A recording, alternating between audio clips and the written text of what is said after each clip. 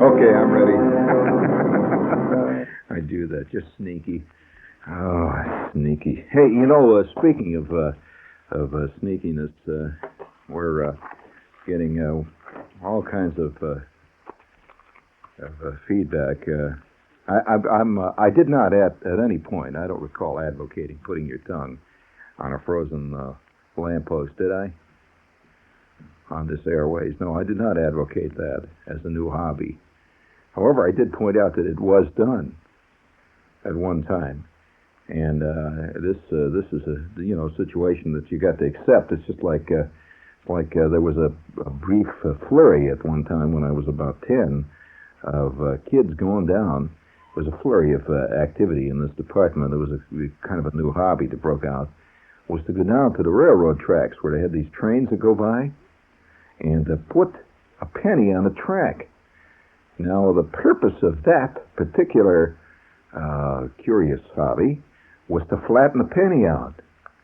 Now, at that point, what you did with the penny was entirely up to you. There wasn't much you can do with a flattened penny. However, that was a whole big thing, and I can remember one time going down and putting the penny on this track, me and about 5 other kids with the pennies on the tracks, and we hid in the weeds and waited for a train to come. Now, in the area where I lived, trains went by on the average of every 6 or 7 milliseconds. And in fact, the common problem around there was to be stuck for maybe 2 or 3 hours in a car, just watching trains go by. First one train, and they used to coordinate their efforts. That was always good. A train is going by from left to right, okay, and there's 7,942 reefer cars going by. You know what is it, a reefer? You don't.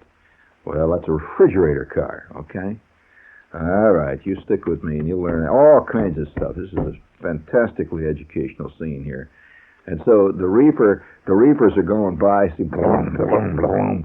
The old man sitting in the front seat of the car getting madder and madder.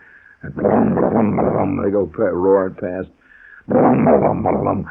Well, then you look down to the left and you can see the caboose coming. And you see the green lights and the red lights on the caboose coming your way. And just as the caboose is about a quarter of a block away, just as at the beginning, you see all of a sudden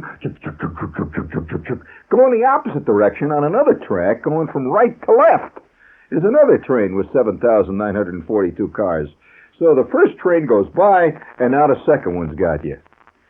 Well, they can, by clever working of the schedule, the railroads have been known to tie up the entire northern half of Indiana for maybe 4 or 5 weeks just by running trains back and forth cleverly. And I've seen guys, I'm not kidding you, getting so desperate after they've been waiting for 2.5 hours at a crossing, and the trains keep going back and forth, and they switch the whole bit, getting so flipped out that they try to outflank the train by turning around, driving back, cutting across. I saw a guy one time trying to outflank trains.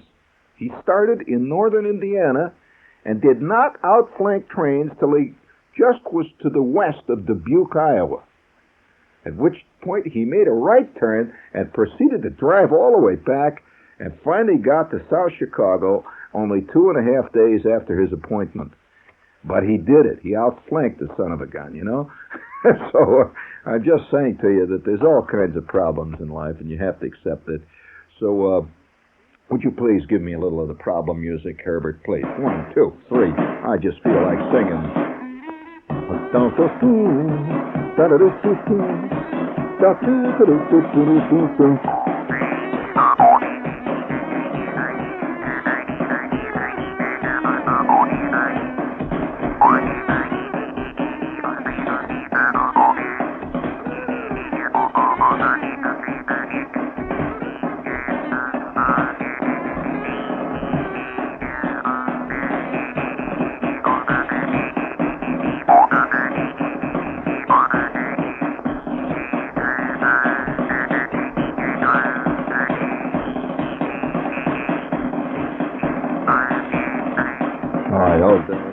That's enough of that. Hey, you got the chic on that side there? I think you'll find it there. It's in there. But the reason I brought this up tonight, I suppose, we might as well go right into it. It's here. We might as well hit it. The reason I brought it up is there's a little note here that I think should be repeated here. It doesn't have much sense, but it was important enough to make the headlines and the International Newswire. The news note from Warsaw, that's Poland, UPI. A fire in a coal mine in northern Poland has finally been extinguished after burning for more than 40 years. Finally, well, of course, that's Poland, but they finally got they finally got it out, and there was enough of it. But can you imagine the peasants dancing around the mine? They get the fire out, and they finally celebrating. You know, they finally get the fire out, and it was very exciting when they did it. And the reason I brought that up is that I don't suppose many of you people living in this part of the country have ever seen that kind of thing. But it seems like a rather exotic news note, the fire burning for 40 years. But let me tell you this. In our neighborhood, I don't know whether any of you ever had this happen to you. You know, sometimes, have you ever had the feeling sometimes that your own life, things that happen to you, are very private things, and you're the only one that ever happened to. Some completely exotic thing. But at the time, it did not seem exotic. But I was living in northern Indiana as a kid. Now, I'm going to tell you a story about an underground fire. It's one of the scariest things that happened when you're a kid. I think a lot of your viewpoint on life, later viewpoint when you're an adult, when you have a viewpoint, is subtly conditioned by the, well, I suppose you can call it the physical characteristics of your early life, not necessarily the environment at home. You know, here in New York, we tend to believe that environment consists of what mommy and daddy say about you. But there's other sides to the environment. And not many Freudians discuss that much. At the age of 9, if you get hit by lightning, that can be a trauma. Now, daddy didn't do it, and mommy didn't do it. What was it that did it? You could spend the rest of your life hiding under day beds as a result of that, and no amount of psychological analysis is ever going to get to the point that you got hit by lightning. You know, this is what happens, and it's physical. It's the physical environment. Now, if you grow up in an area where you see nothing but cars and concrete roads and buildings, you tend to think that that's the way the world really is. That's the normal world, you know. nothing but thousands of cars and a lot of people yelling and old ladies going up and down escalators at Macy's with shopping bags full of bones or whatever they carry in those shopping bags, and that's life. You figure that's the way it is, and so you will forever be conditioned by that. There's no question about it.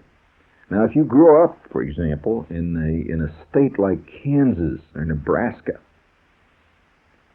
where the sky stretches forever. I mean, really, it does. I mean, if you've ever been out in places like that, the sky is fantastic, and it's absolutely flat. You can see a car proceeding along the horizon 40 miles away, and he's just driving along. Yeah, you can actually see that. Now, a person, he's going to be different. He sees the world in a different way than the guy who grew up in an apartment in Queens, who thinks that the entire world is about people. They never discuss it. Have you ever noticed that when you read certain novels, like, say, Philip Roth's books, for example, it never rains, the people are never affected by any physical surroundings. Norman Mailer's people are never affected by the storms that roar out of the west. No way. But if you take, say, somebody like Willa Cather, now, who comes from the great underbelly of the world, the big, huge, flat plains, her people are constantly being affected by this because they are. You can't help it. So if you come from a place where the temperature drops to 40 to 50 below zero every winter, and the wind screams out of the north at 30 and 40 knots day after day, and the buildings shake as the wind howls past, and there's a brief summer. The summer suddenly breaks out in late June, and and then suddenly, as it breaks out, the temperature rises to 120 inexplicably. And millions of grasshoppers then descend out of the sky and begin to eat everything in sight, including your tennis shoes. And mosquitoes are by the billion, and it's hot and steamy. And then suddenly, without warning, bap! It's winter again. The wind blows, so you're going to be different than the people who live in New York, who are the muted seasons. It's very muted seasons here. You hardly ever really gets cold here in New York. People scream bloody murder when it gets to be 7 here. A couple of days ago, they were. You thought that the Arctic had finally descended on Queens, but this is not cold in a lot of parts of the world and a lot of parts of the country. And here in New York, when it gets to be 95, they had declared emergencies. They closed stores and stuff. And in the same place where the temperature is 45 below zero, and they don't think anything of 115. So, the wind goes back and forth. Now, in my case, see, I grew up in northern Indiana, and I have to explain to you something about northern Indiana. It made people different than other people. Northern Indiana, and don't confuse this with little southern Indiana towns, which were hundreds of miles away. People tend to do that. They're not confused about their own state, but they're confused about other states, very much so. So if you say you're from Indiana, well, it's Indiana, barefoot boy with cheek of tan on the shore of the Wabash, fishing for pumpkin seeds or whatever the hell they call those little fish, and that's the way it is. Well, can you imagine confusing, say, Upper New York State with the Bronx? Very difficult. And yet we're both in the state, New York State is New York State, whether you like it or not. But I was in the part of Indiana that was the overflow from Chicago. It was, if you can imagine, Chicago has dripped over the state line. And that's it, see. But that part of the country has it's ex-lake bed. Lake Michigan hangs down there, see, and Lake Michigan had at one time been covered this part of the country, and glaciers had gone through a little bit south of us and up to the north and east. Michigan is great glacier country, so there were a lot of glacier lakes up in southern Michigan. Came from glaciers, and that's in fact what the Great Lakes was formed by, these huge glaciers. Well, the water had come down much deeper into Indiana, and in primeval days, right after the Ice Age had disappeared, and these lakes then slowly drew back up north, leaving this flat country that was actually sandy lake bed, just like beach sand. That's where the Indiana dunes and all this come from. But it made a very fascinating kind of country, geographically. And if you dug down in the ground, you came across strange things, like if you dug in the sand, which we often did, we were always making caves. It's a big thing among the male children. I never heard of girls making caves to live in, but male children do. You agree, Herb? Have you ever done it? Right. Have you, Jerry? Right. Have you ever heard of girls getting together to make a cave? Now, this is not a misogynist remark. It's merely, now immediately I'm going to get 5 million letters. Yes, we made caves. Fine. Okay, I'll accept that. But I've personally never seen them do it. Have you? But nevertheless, building a cave seems to be a deep-seated urge on the part of kids, male kids, to dig a hole and crawl into it and squat and put the pieces of corrugated tin over the top and be in this cave. And we put boxes down there, put like furniture, not really furniture, but we'd stick stuff in it, like cigarette butts and various other things which we had stashed down in our cave. And we'd squat in our cave and plot or something. I don't know what you did. It was a very mysterious atmosphere in the cave. You recall the cave? Did you ever dig a cave and put the top over it and then get in it and all the kids are in it, and then you get vaguely scared of your cave? Yeah, there's something down in your cave. I mean, something with claws and stuff. I mean, you have to be a believer. You do. And I think most people are believers, deep down inside. You believe in Marge with the with the with the more absorbent towels. You know that. Yeah. You imagine if you walked in there and this lady you walk into a diner and this lady starts to give you a pitch for towels, which is the more absorbent. And that's all she ever talks about. She never discusses anything else in that store. Just that. You've seen her do that? The quicker picker upper? You haven't. You've been protected. Your life must be very interesting out in the suburbs, Herb. They don't get that stuff out there, do they? Just crickets. I see.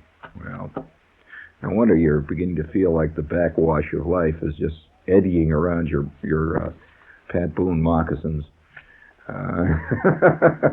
Incidentally, that brings up a point. Who is it who buys all those records that are advertised on Lake TV ad infinitum, ad nauseum? And now, at long last, for all of you fans of Fats McGonagall, 7,942 of his big smash hits from 1943 through 1947 are now available on long play records. Who the hell buys that stuff? I mean, it seems like the record companies are reissuing all the stuff that never made it in the first place. They're clearing out the warehouses and reaping it a second time. Who buys it? Have you ever bought one of those? It's a great mystery. I don't know. I've never met anybody who did. I keep asking people. I says, hey, did you buy, the one where the guy says, they play little snatches of the songs, and one guy says, Summer in a City, and then he disappears. And the other day I took a little informal poll. I walked around and asked friends of mine, have you finally taken advantage of the big offer?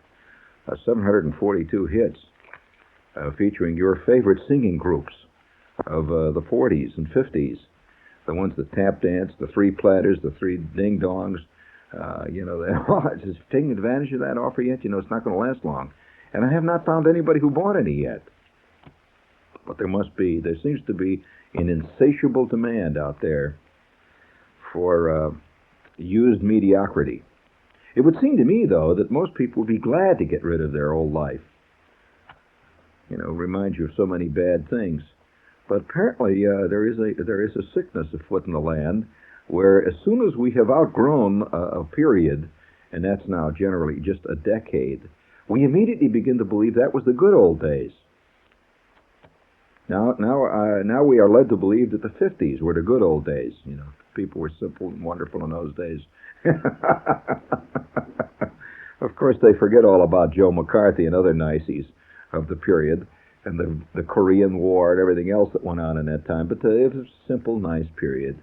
People didn't have any trouble in those days, of course not. And I think that that's called the Andy Hardy syndrome. In fact, I suspect that people think that anything in the past that was, let's say, before 1967, all was a curious Andy Hardy world, where everybody sat around and shared sodas with a straw. I never did that my entire life. I feel really put off. Did you ever do that with anybody?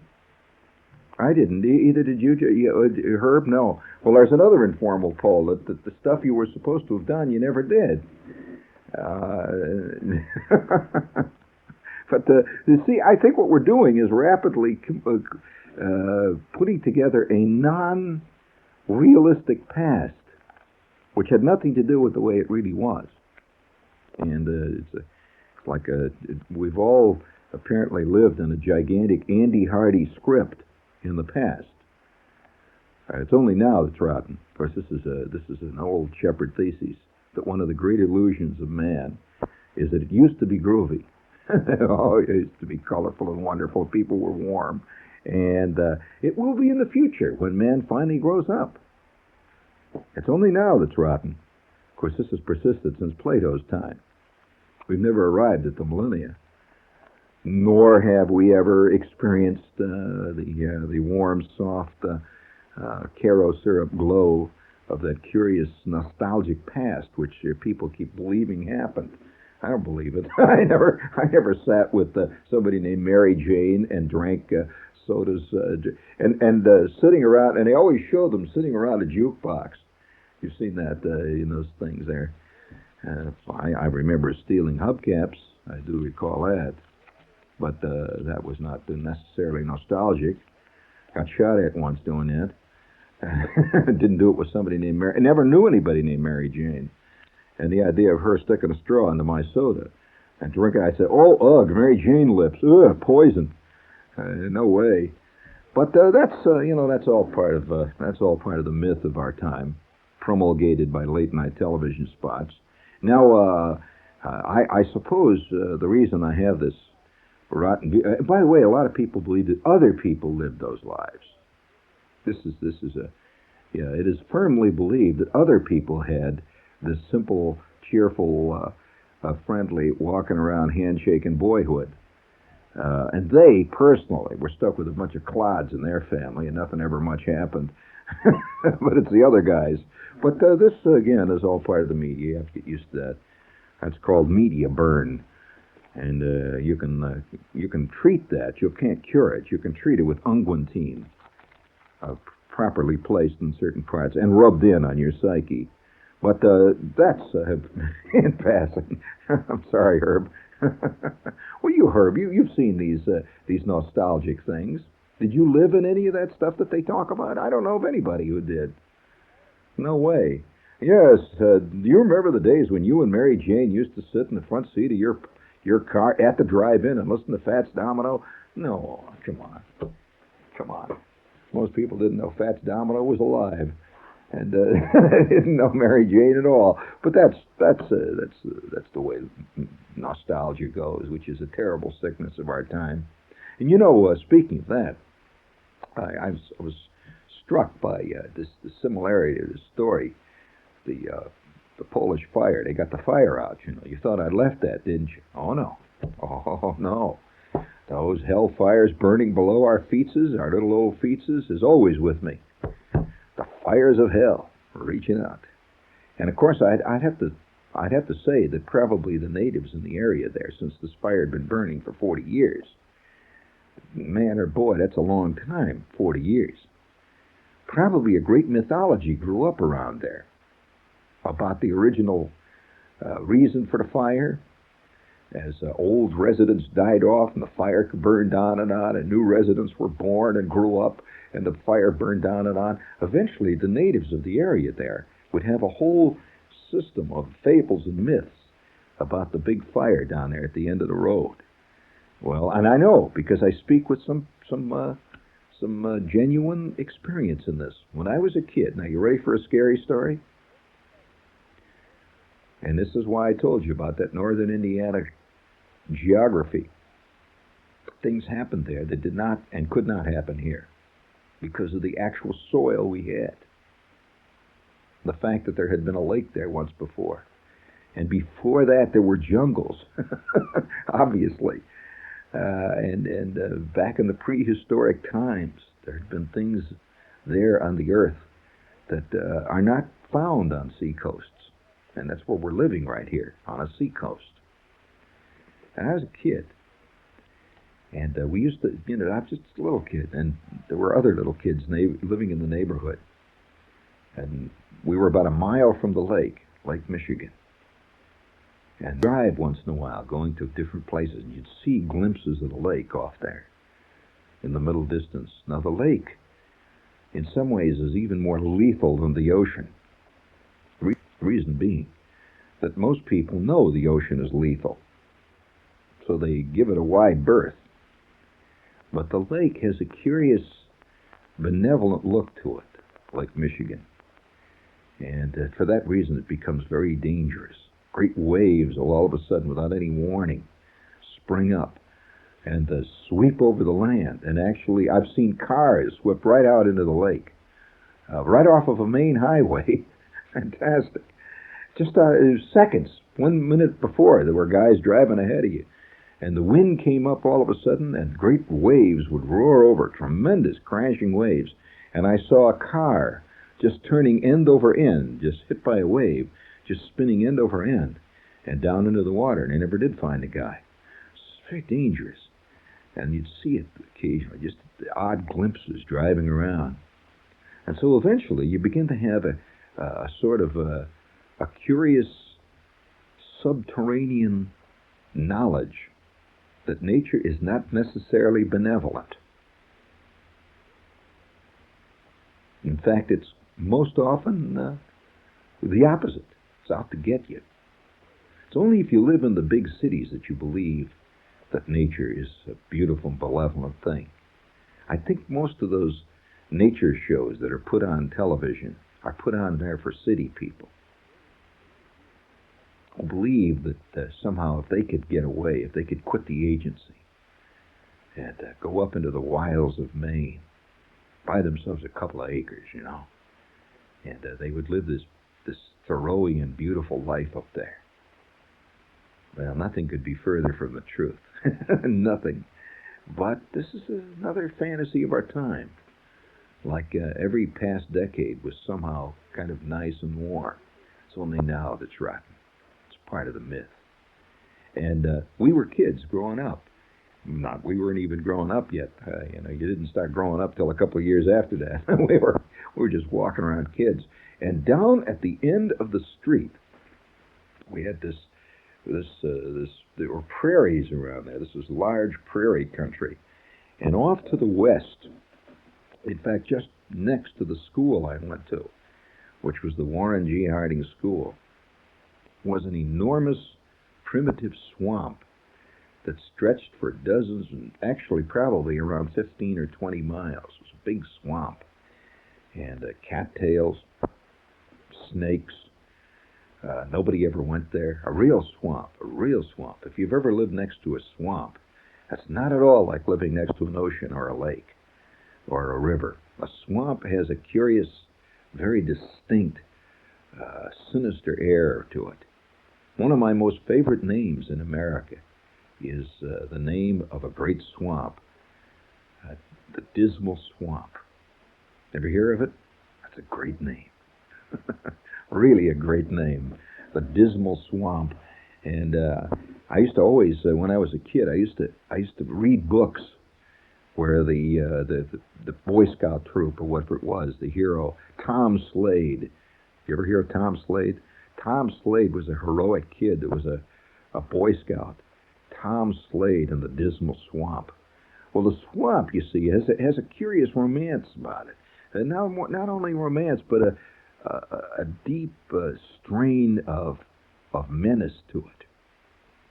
And so on the one side we had the swamp, and to the north was Lake Michigan, those great 10, 15-foot waves, and that deep, deep icy water. And all of a sudden, down at the end of the street, a vacant lot, or almost near where we played baseball. We used to play ball as kids. There was an underground fire. Now, have you ever seen an underground fire? If you've never seen one, there's nothing quite like it. It's truly an underground fire. And nobody knew where it started. Just a wisp of smoke constantly hanging over this big vacant lot. It was almost like it was more than a vacant lot. It was a vacant field, really. And there was a blue haze that would hang over this place all the time. And you couldn't see it. An underground fire does not burst into flames. You never saw any flames. Just this blue smoke, and I can still remember the pungent smell of it. It had a very distinct, sharp, pungent smell to it. It did not smell like wood burning, which it wasn't. It was not wood that was burning. It didn't smell like coal that was burning, because it wasn't coal. It was an underground fire. And as kids used to go down, we'd walk on the way to the store or something. We'd walk past this vacant lot and see this kind of weedy, black and charred ground out there, just stretched over a whole big area there. And there'd be this soft wisp of blue, very thin, ghostly smoke rising out of it. And all the kids had ideas. There was all kinds of theories about it. In fact, there was a rumor that all kids, they didn't think of it as a rumor, it was an absolute truth, that 2 kids had once fallen in there and had never been seen again. They'd just simply been burned up. And that was it. They were gone. And so we'd approached this with a great deal of stealth, because 1, we weren't supposed to go there, and 2, if there's something like that in your immediate vicinity, you are drawn to it because you are a human being. Now, if you were told that down the end of the street there was a great big sudden development of a lake of quicksand, would you go to see it? That's right. Oh, by the way, we also had quicksand. The swamp had areas that were recognized as dangerous because in that swamp they actually had quicksand. Have you ever seen quicksand? Well, there were always rumors about the quicksand, too, that if you even put your foot on it, movies tend to augment that rumor. If you stuck your foot out and stuck your foot on the quicksand, it'd suck you right in, and you're hanging onto the bank and sucks you right down. Well, we had quicksand, but this haze that hung over the vacant lot was very definitely there, and you could see it, you could smell it. And that smell is so much in my memory. You probably have memory yourself of about maybe 15 or 20 smells that you never smell again, but you've never forgotten them. The smell. A smell, and you smell it occasionally. If you ever smell that smell again, you'll recognize it instantly. For example, one of the smells that I have never forgotten is a smell of high explosive powder used in heavy bore rifles. If you've ever smelled that smell after somebody's fired off a 30-06, you know that smell, and it doesn't smell like anything else. It does not smell like fireworks. It smells like heavy caliber fire. That's what it smells like. You agree, Herb? You just don't forget it. Now, the smell of the underground fire, I've never forgotten. It's a smell that I wish I could tell you. It's a sharp, it's a kind of, it's not an unpleasant smell.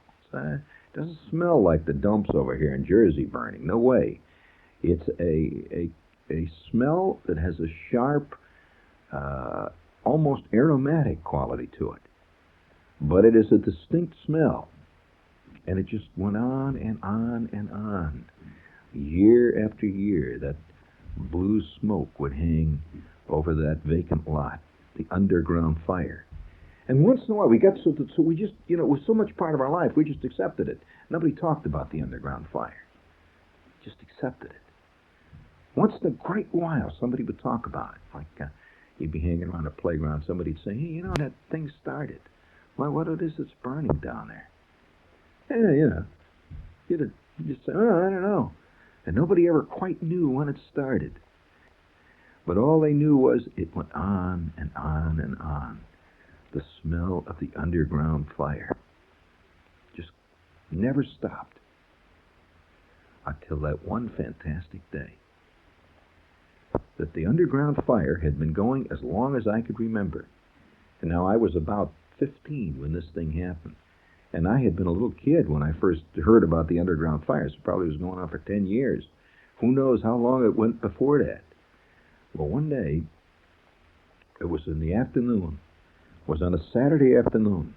We were about, I'd say about 4 o'clock, roughly like that. And it was in late winter.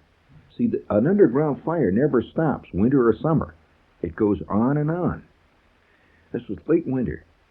It was about 4 o'clock in the afternoon when, without any warning, I was back by the garage, and Schwartz was walking around out in the alley, and the snow was around, and it was cold and kind of raining. On Saturday afternoon, you just sort of fool around, and there's not much to do, and it was kind of a bitter day, when all of a sudden, without any warning, there was a tremor, something you felt. You didn't hear it. It just boom, made a sort of boom, like a distant, faraway explosion. And then, almost immediately, you heard people shouting in the distance, "Hey, whoa, whoa, whoa," and you heard sirens and stuff. And we ran down the front and out to the front of the street, because it was out in front somewhere. And over the vacant lot where this underground fire had been was a tremendous mushroom-shaped cloud that just went up and up and up. It was a genuine mushroom-shaped cloud. It looked like an atomic cloud, a littler one, but it was a definite mushroom-shaped cloud. And everybody's running down the street to this place. I mean, people were running down there. And so, of course, we got in the crowd. We're running down there. And the entire field had dropped out of sight. And now there was a gigantic hole where the underground fire had been. And you could just see nothing but great black boiling clouds of this acrid, bitter smoke rising, and dust. And the fire department comes, and immediately they put up all kinds of barricades. Stay away from the underground fire. And all of us kids stood around and looked inside that great big hole and saw that great drifting clouds coming out of that hell that had suddenly... None of us were surprised. Because the mythology of the kid world has said since time immemorial that there was some giant hole in hell down there and that kids did fall in this place. We wouldn't have been surprised to see the bones of kids, generations of kids down there in that deep Stygian pit, the burning fires of the netherworld. And the people stood around and looked at it, watched. And a few stories came out in the papers, apocryphal stories that many centuries ago that there had been some kind of a mine there where they were mining peat. There was peat below the surface of our ground out there. You know what peat is like? You know what it is?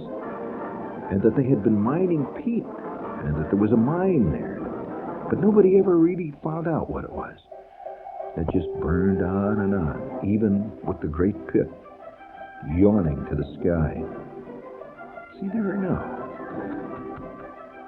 I can just see the Polish peasants dancing around their 40-year fire. And they'll miss it.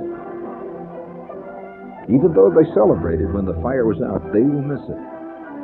Because the one thing that gave mystery to their lives was that wisp of black smoke rising from the underground fire.